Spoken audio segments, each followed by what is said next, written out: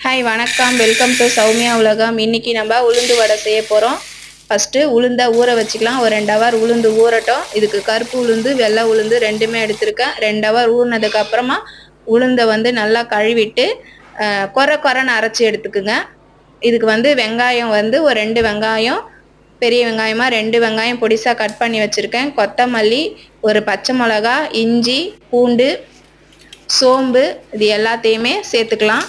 நம்ம அரைச்சி வச்ச மாவில் இதை சேர்த்து நல்லா மிக்ஸ் பண்ணிவிட்டு, இது மாதிரி வாழை இலை அப்படி இல்லைன்னா இந்த மாதிரி எதனா கவர் எடுத்து அதில் லேசாக தண்ணி எண்ணெய் எதையாவது தடவிட்டு நம்ம மெல்லிஸாக தட்டி, ரொம்ப மெல்லிஸாகவும் இல்லாமல் ரொம்ப கனமாகவும் இல்லாமல் மீடியமாக தட்டி எண்ணெய் நல்லா காஞ்சதுக்கப்புறமா நடுவில் இந்த மாதிரி ஹோல்ஸ் போடுங்க. அப்போ தான் உள்ள வடை நல்லா வெந்து வரும், மொறு மொறுன்னு கிடைக்கும். இதில் கீரை சேர்க்கறதா இருந்தாலும் சேர்க்கலாம். கொத்தமல்லி, கீரை, கருவேப்பிலை இதெல்லாம் சேர்த்தாலும் நல்லா டேஸ்ட்டு அட்டகாசமாக இருக்கும். தேங்க்யூ, தேங்க்ஸ் ஃபார் வாட்சிங். ஓகே, பாய்.